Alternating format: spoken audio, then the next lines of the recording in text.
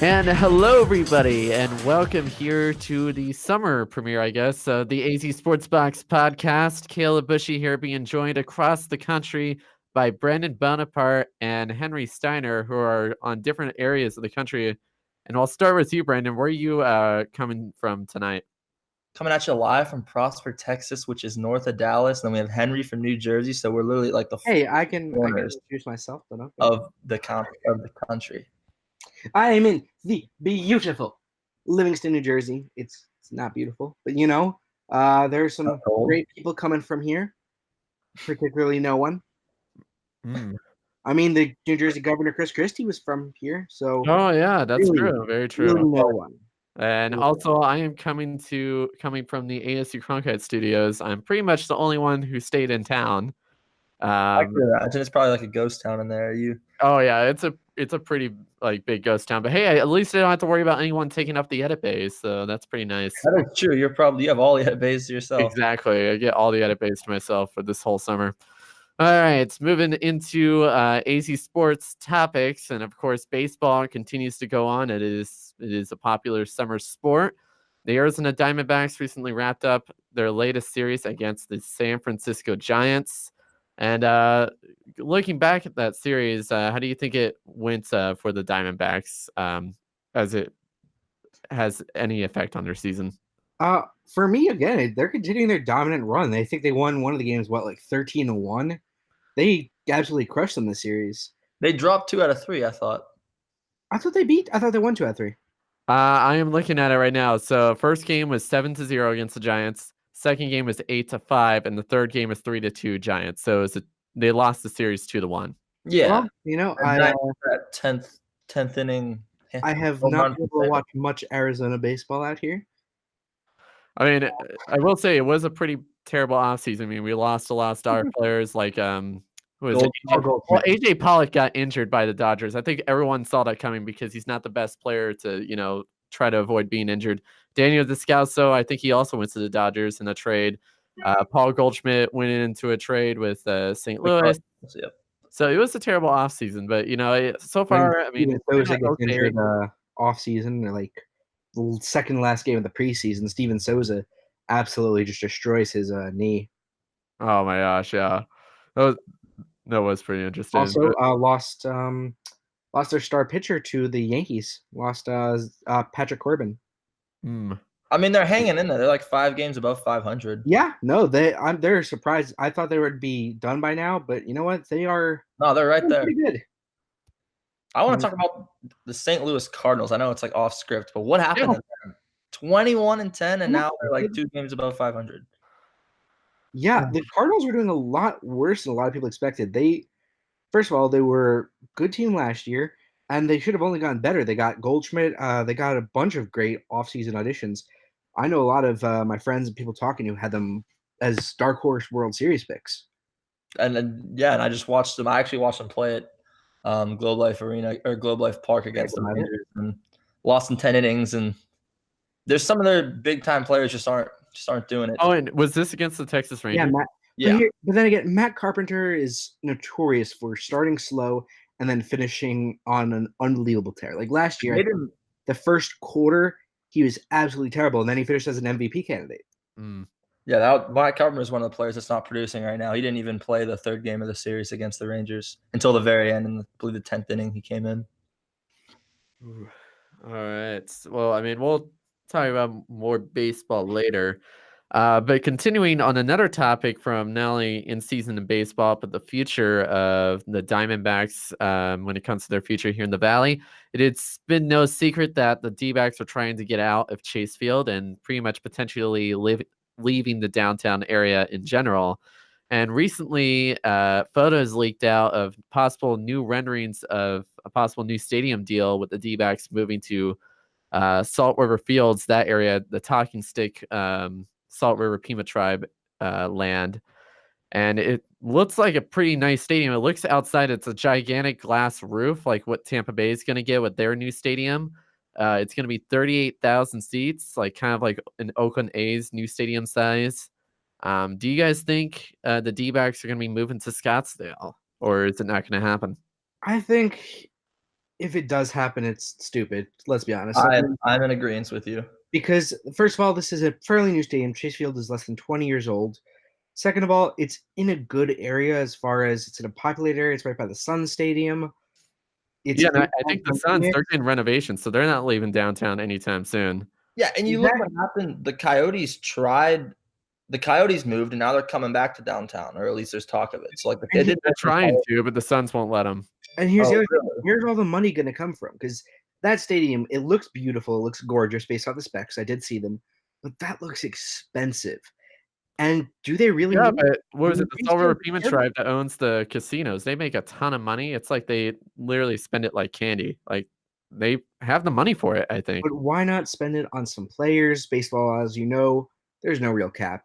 Get some players. Get things that are going to help the team. And it's not like they're going to fill those seats without those players, without those big names.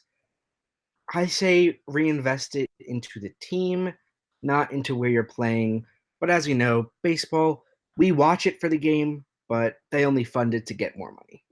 I think if anyone deserves a new stadium here in the Valley, it's obviously in the Coyotes, because although their arena is nicer than Talking Stick, the worst part about it is that it's in Glendale. And Glendale can be a nice town, but there's no fans over there. Let's be honest. Like all the fans are East Valley or in the Phoenix area when it comes to hockey fans. And that's why I also think there's Glendale is not that big of a sports city. No, it's not. Not big of a city in general. Exactly. So the fact that the Cardinals are there is I know a lot of people who would see Cardinals games if it was anywhere else. Like like when they were in Tempe. Yeah. Well, Tempe had its own issues, and when Sun Devil Stadium was there. Oh yeah, for sure. It was an aging stadium, but also it was outside. So when you would play a day game, it would be blazing hot, especially at the start of the season. It would get really uncomfortable for the players. But there was other issues as well with Sun Devil Stadium for reasons why the Cardinals wanted to move out. I know hot shots. Exactly, but. What about if the DBaacks don't leave Phoenix? Do you think Chase Field is going to be renovated? Or if they do leave, where else are they going to go? Could they go to Tempe? Maybe Mesa? No idea. Where else could they go? I think Scottsdale is the only place to go, or unless they move into unless they kind of have an agreement with one of the old spring training parks and maybe go with the LA Angels of Anaheim. They have a beautiful park. They could maybe go there. I always pass by on the way to downtown all the time. It's a pretty nice stadium and a pretty nice area they got. It's a nice stadium. It's not huge for seating. The great lawn area, which would be a nice change of pace, where you can kind of have like some dogs and throw a frisbee or while watching some baseball. But really, I don't. Again, there's not a place to go, and Scottsdale is where the money, quote unquote, is. So. That's the place that makes Scottsdale is like the Beverly Hills of the state of Arizona. Yeah, it's as close as you're gonna get. I 100% agree. Mm-hmm. So I mean, I wouldn't be shocked if Scottsdale is where they're gonna go if they leave the city of Phoenix. But even looking at the capacity, it's gonna be 38,000 seats. Bel Air is probably better. Better. Bel Air would be a better comparison to what year is it? What year is it gonna be finished?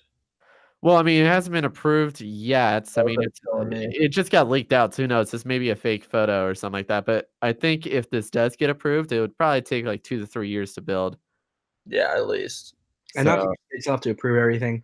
They wouldn't happen. They wouldn't be moving until 2024, 2025, which will be their 25th anniversary. Yeah, that would be a short life for a stadium. 25 years for. You look at what was it, Atlanta Braves? They when they moved into that new Olympic stadium. Remember when they tore down half of the stadium, converted it to the new Braves stadium, and then all of a sudden they played there for like 20 years, and then left for a new stadium somewhere else outside of Atlanta, and they're making a ton of money off of that. But I mean, do you think the D-backs could be going the same route as the Braves did when it comes to this new stadium deal? I don't think the Braves are making that much money because of the stadium. I think it's, again, the increased quality of play. The Braves were great last year. Very fun to watch. Dansby Swanson, Freddie Freeman. They just, oh my God, I'm blanking out on his name. Number 1 overall pick. Ronald Acuna. Robert. Yeah, I believe I don't have the info with me right now. All right, this is gonna irk me. It happened in Texas too. Texas Rangers, they play at their stadium for 25 years, and this is their last year. They're building a new one like right next to it. Still in Arlington, which is kind of strange because it was Ronald. Ronald, the Mavs and the Stars playing in Dallas, and you have the Cowboys and Rangers playing in Arlington, but they're building another one as well for 25 That's years. The other thing, yeah. Dallas is a top 5 sports market. They're probably one of the 3 biggest sports markets. Arizona is not. You know what the biggest new stadium ripoff was in the MLB? The Miami Marlins. Yes, thank you. I was there for a business conference. The stadium opened up for like the first 1 or 2 years, but now it's like no one wants to go see a game there. Look, I was there in a business conference for like 5 days in middle of April, and I like the old one. I went to Miami Marlins Stadium a lot. The aquarium I know is beloved by so many, although probably not for the fish themselves, seeing a 90-mile-per-hour fastball coming out to them to the face. Oh my gosh. But I know a lot of people love that stadium, and they moved in. I know it wasn't that move was not for baseball purposes. That move was that way they could use it as concert venues, because I know they've been trying to push that a lot. But I know a lot of people were very upset, and I agree. I think it could turn out to be that, where if they make that kind of same mistake, then yeah, that could happen. Okay. Moving on. The name of the fish from that stadium, balls coming at them like right here, and they're just like from Finding Nemo, I think is what it was actually from. Oh my gosh. Moving on. Next topic, we move into football and Arizona Cardinals football. Patrick Peterson has unfortunately been suspended for violation of the league's performance on enhancing drugs policy. He will be suspended 6 games in the regular season, effective immediately. I'm not sure if that counts preseason as well. It does not count preseason. Okay. Yeah. So, but yeah, Peterson, this has been a pretty tough suspension for Peterson, especially since he's been at the Cardinals for such a long time. He's not been there as long as Fitzgerald, but he's still like pretty attached to the team. Top 3 faces. Yeah, what do you guys think about that of Patrick's suspension in the NFL? So I think that this was actually really big, especially considering his possible trade request and a lot of comments about him being moved. This is really big. First of all, it's a loss because he's a top 5. He's an elite cornerback in the NFL, and to lose that for the Cardinals, who don't have that much going for them as of now, is huge.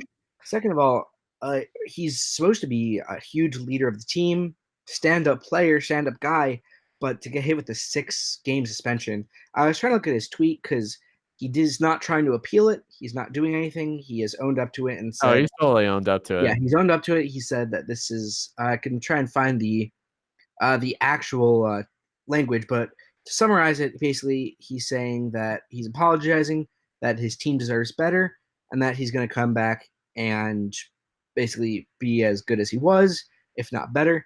But it is definitely pretty disappointing to see, and it really it harms the image of the Arizona Cardinals because he is kind of that face of the franchise, other than Fitzgerald. I mean, he's been there so long. He's top 3 face of the franchise. You just hate to see it. You hate to see him getting suspended for something like PEDs that is just so preventable. But I mean, obviously the team's going to get worse, but the team's image is going to get worse and their identity as well. But he owned up to it, so we'll see how he responds come week 7. Okay. But we'll move on to ASU softball. Arizona State's softball season just came to an end recently in the NCAA regionals against the Alabama Crimson Tide in a 9-8 loss. Sun Devils last year, they went to the College World Series in the first round of it. This year they lost in the NCAA regionals. Not sure if you guys watched, but it was a pretty impressive season. They had some pretty impressive wins in the regionals against Lipscomb. But ending it against Alabama was pretty tough for this team. But I mean, they fought till the end. It was the game. The final score was 9-8. They had a loss by 1, but it was they scratched and clawed. Go ahead, Henry. No, you go. I was just gonna say they had a 5-run lead, and they couldn't get back to where they were last year. But it's just kind of like a tough loss to deal with, especially only in the regionals after getting in the World Series. Yeah, I think that's what I would say. It's definitely difficult. They lost a lot of, I think they lost, 3 top players. They lost their star pitcher and ace, G. Juarez, who honestly was the main reason they made it to the College World Series. She was pitching almost every other game and had an ERA of like less than 2. It was amazing. And including in the playoffs, she had some runs where she threw some no-nos for entire games.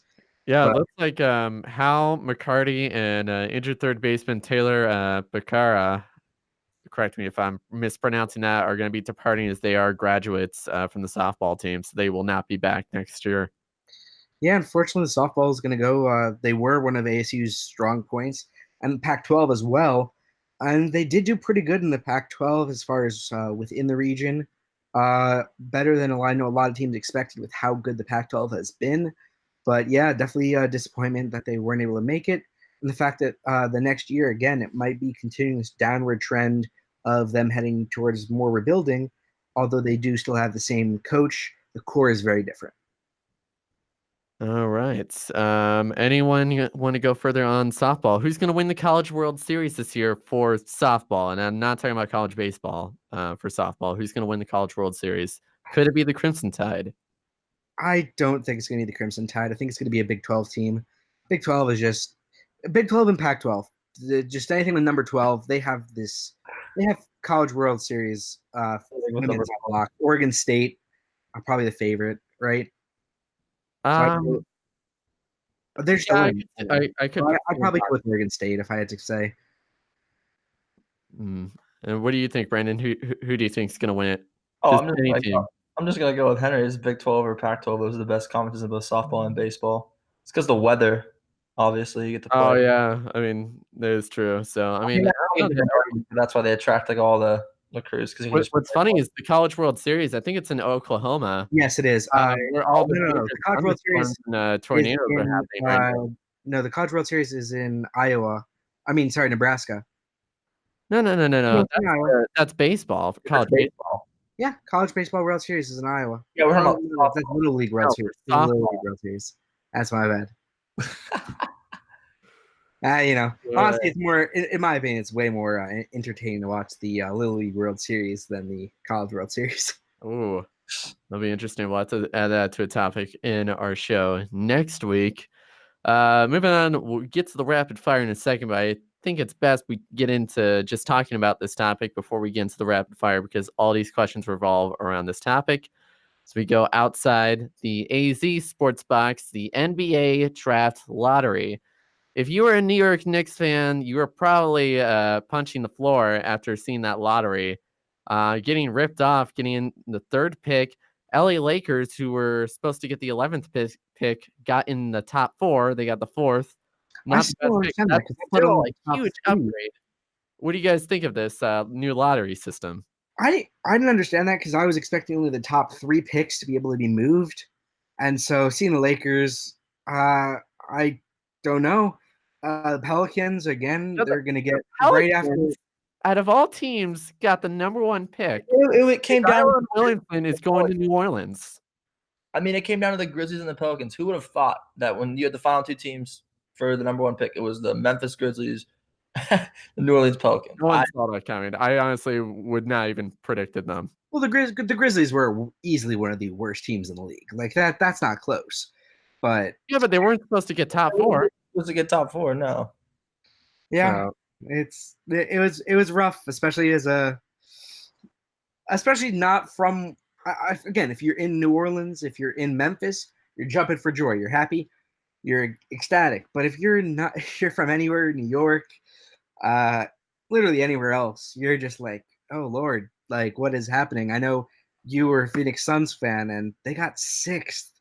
They got bumped all the way down to 6th. They had tied for one of they had tied for the worst record in the NBA, and they got the 6th overall pick. So the NBA Draft Lottery is one of the most entertaining off-season events.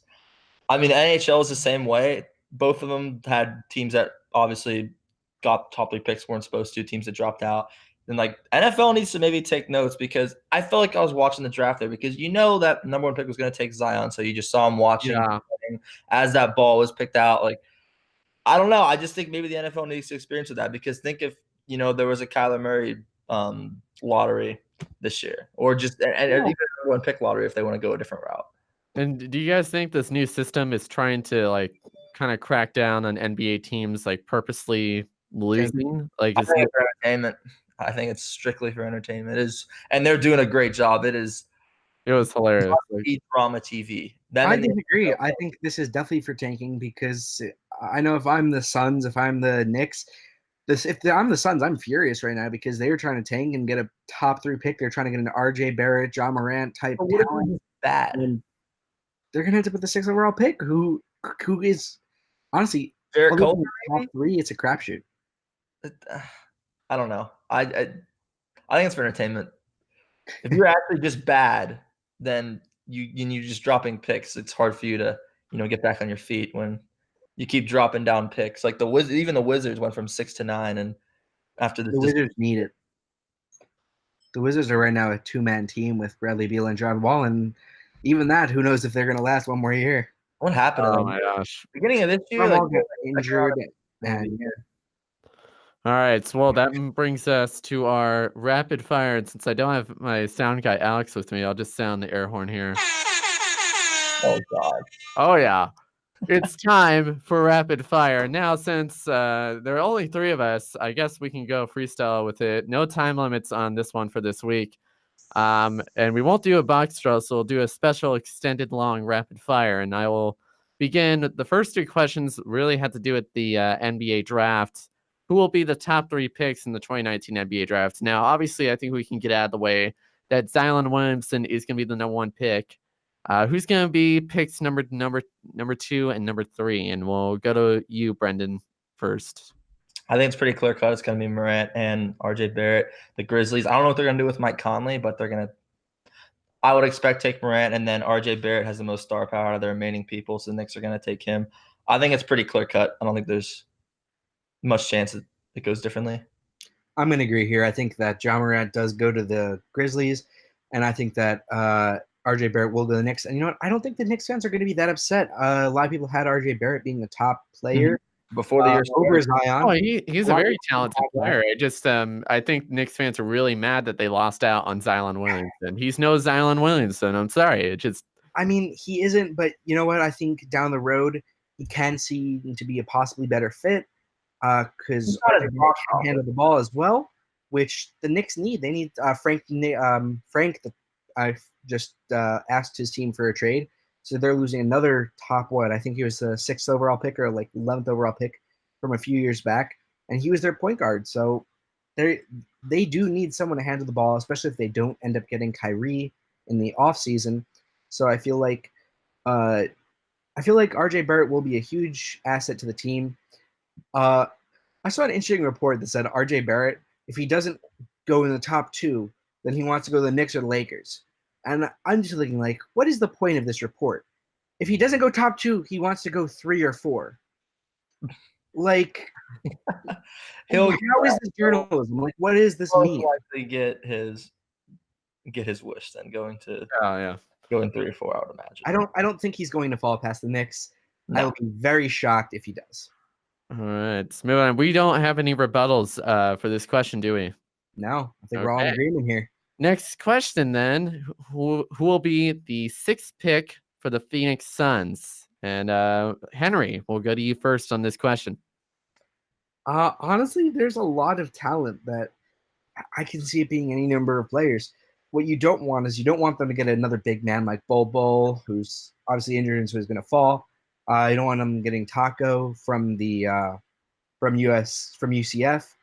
I really don't know. I would need to look up some draft boards and see what a lot of mock drafts is, because honestly, other than the top 3, in my opinion, there's a huge drop off from talent. Yes, there is from 3 to 4, absolutely. Then you get into DeAndre Hunter, Jared Culver. I think they're getting Jared Culver. Jared Culver? I think so. He played along Zaire Smith, Keenan Evans. So he's playing along Booker. Like, he's not going to have the ball in his hands as much as he did at Tech, obviously. But he's not a big man. I mean, like, he's a shooting guard. So I just think he'll be there and they'll take him. Devin Booker is the shoot. Like, do you think the Suns draft for position, or do they draft based on best player available? I mean, probably best player available, but at the same time, like Caleb said, they don't need another big man. Yeah. No. Number one overall with. I think what they really need is they really need a point guard, and I think it would be smart for them to try and trade possibly with the Memphis Grizzlies. If the Grizzlies do like to keep Mike Conley, get Ja Morant, who I was super excited because I was thinking that the Suns were going to end up getting Ja Morant, and then they fell out of the top 6. But if they could find some way to muster enough resources, maybe trade this year's first for Morant, because then they have a trio of Morant, Ayton, and Booker, along with some players like Jamal Crawford off the bench. Then they have players like Oubre, who was fantastic. And I think they could risk having that first-round pick because I think they can actually jump from the bottom 3 to the playoffs if they got a caliber player of Ja Morant. Okay. That's cool. Remember that. Any rebuttals on this one?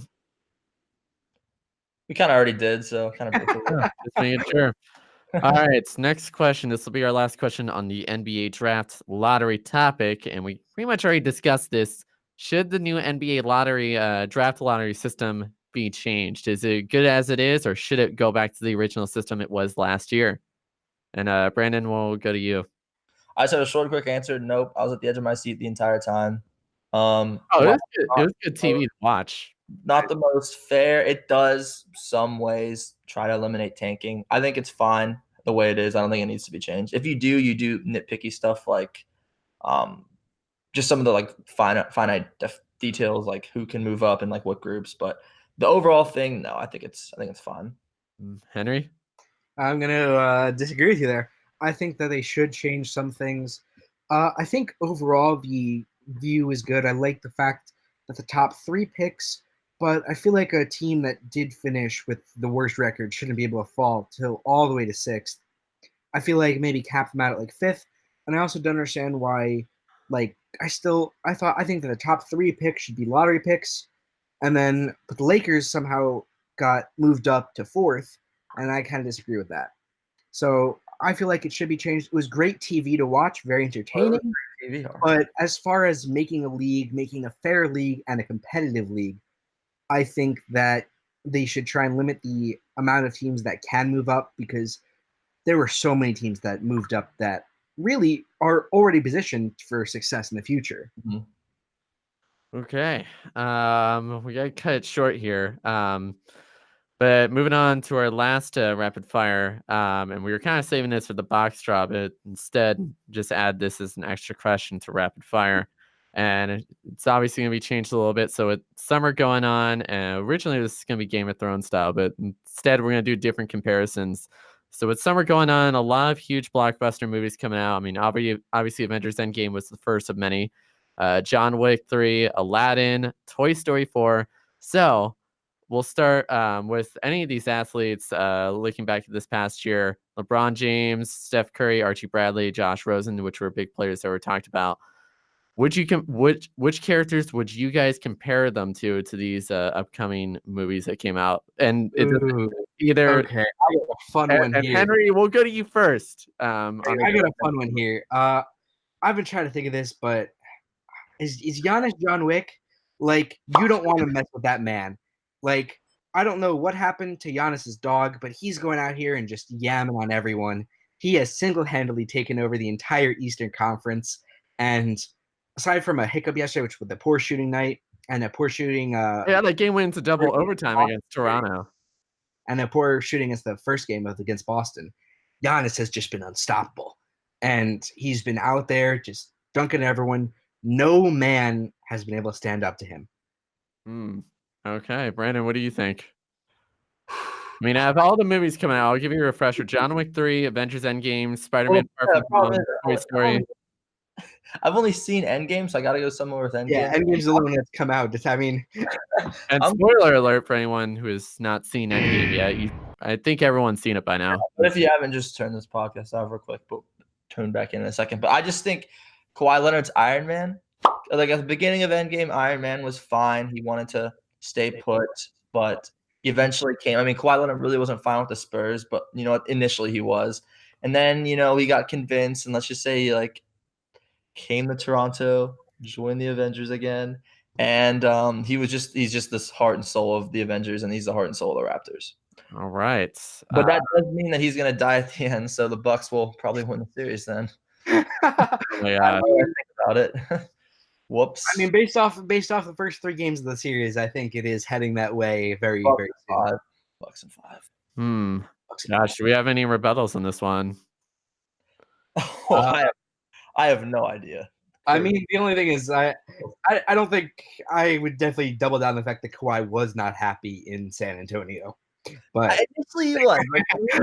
I agree. 2014 Finals MVP, or was he the Finals MVP in 2014? Was that or 2013? That was him. Okay. It was 2013 because they didn't win 2014. Yeah. So he initially was, but then stuff changed. He joined. I don't know. Yeah. It was a stretch. I had to think of my feet there. I mean, let's. Do you want to go more Avengers cast? I mean, we got the time. It's. We have a few more minutes, but I think it's kind of fun to do. To see more Avengers cast. Who's Captain America? I guess is the real question. Because Captain America, like, who's is Steph he Curry LeBron is James? Captain Like, America? the face of You the guys see franchise? I feel like that might be LeBron James. He's the face of the franchise. And he kind of is passing the torch. Kevin Durant, Giannis, is he done? Is he coming back at the end like old man and giving his shield away? What do you guys think about LeBron? I think LeBron. I don't think he would be like the Captain America character. I think Damian Lillard and CJ McCollum are Captain America only after he time traveled and he's old and can't do anything because right now they're getting outplayed a lot by Clay and Steph. I think Clay and Steph are outscoring them by like 60 in the first 3 games. And I mean, I guess if we really want to do this, then I mean, who would be the Black Widow? Well, that actually is just. I mean, Black Widow is the Blazers. That's the entire team of the Trailblazers. They have to be sacrificed. That way, the greater good. They only want to be sacrificed. Don't do that to them. I mean, Trailblazers are right there. They could be up 2-1. Lord said they could be up 2-1. They could be up 2-1. I think they could be up 1-2. I think they could be down 1-2. I don't think they could be up 2-1. I mean, that's why like Game and CJ are old Captain America because like at first they're good and they like decide to time travel in the 4th quarter and then just come back and can't do anything. I mean, I guess the other question is who are the useless Avengers? Because really, in the actual movie, there were not many useless Avengers. A lot of them were used very well. So very true. I'll give it a second viewing. I don't know. All right. I'm a huge Ant-Man who just wants a taco. Moving on. Next and last topic as we go into what to watch for as we go back into baseball. The Diamondbacks in their upcoming series against the San Diego Padres. I think the first game is already gone with. I'm pretty sure. I mean, I'll look it up right now. But looking into that whole series of the Padres ahead, what do you guys think how that's going to match up against San Diego, a team that has a 23-24 record, and the Diamondbacks are 25-22 currently at this point. So what do you think how this is going to fit up? I just think this is actually a very important series, and I was surprised when the Diamondbacks won the first series again. Yeah, because right now the entire division is right around that area. The Giants are not good. The Rockies are struggling.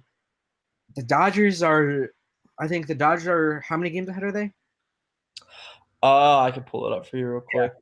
But the Padres, I know a lot of people had winning the division. They got Manny Machado, and this is a huge momentum builder because a lot of people had the Padres being the team to make that step making the playoffs.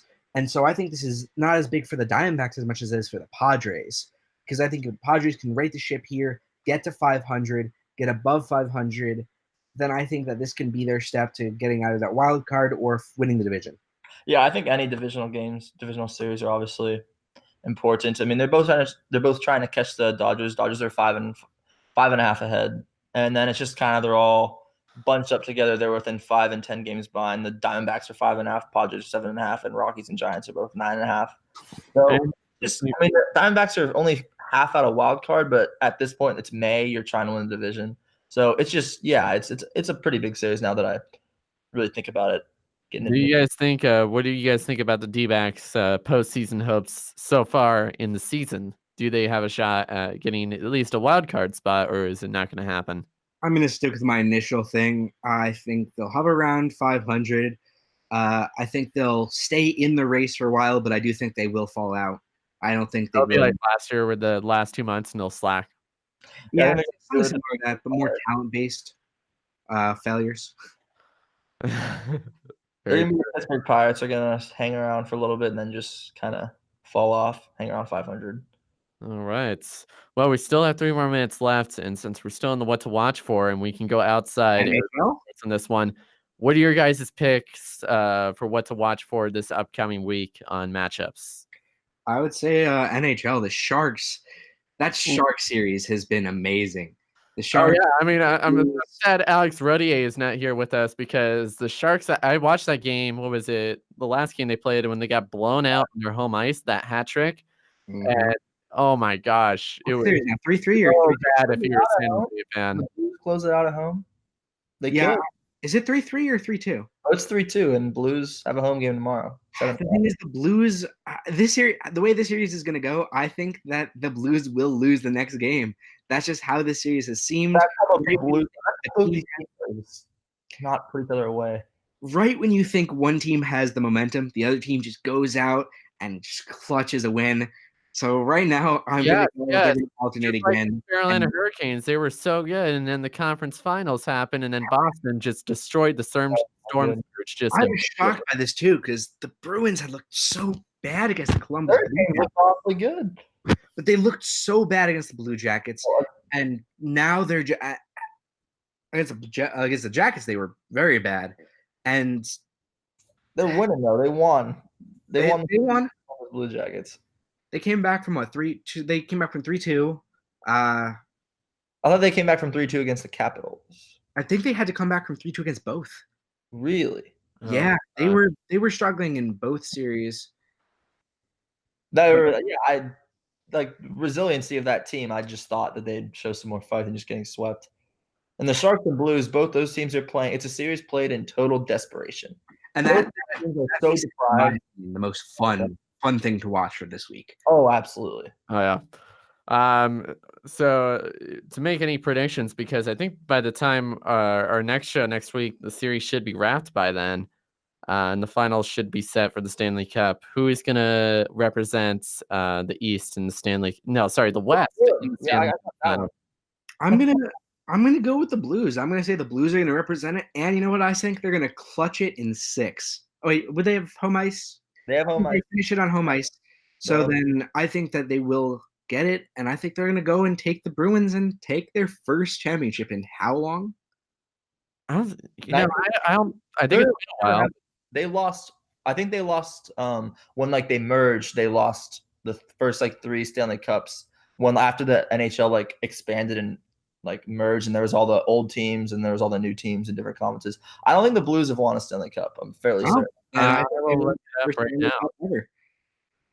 Let's see. They have not won a Stanley Cup.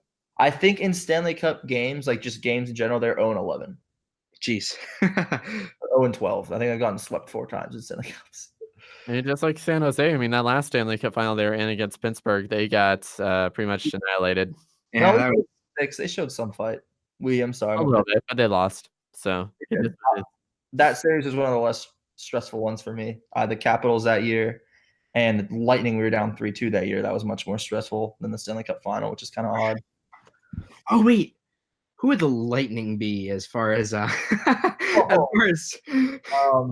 geez, I still have not gotten over that. Are we comparing movie characters again? Yeah. TV gosh, I mean, I can't think much. I mean, especially Hulk was the Lightning are Hulk from Avengers Infinity War. They just did it and they just Hulk didn't want to come out. It's like Tampa Bay. They're like the Hulk all season, but then the Hulk didn't want to come out that first round. That's a very good comparison. That is thank you. That's hilarious. Genius, Henry. I love it. What a way to end. All right. Well, that's going to do it for our summer premiere. We hope to have Alex Rodier, Parker Gray, who unfortunately also couldn't join us. He's currently sick. So a huge get well soon. And Winter watching. And Nicole Pinter, who is currently in what is it? She's in Michigan, right? No, she's in Chicago. Michigan. Yeah, we can ask her next week, I guess. Across the country. But yeah, hopefully they'll be back next week, and that is going to do it. For Brandon and Henry, Brandon Bonaparte and Henry Steiner, I'm Caleb Bouchy saying goodbye for now. Be sure to join us same place, same time here next week. We'll see ya.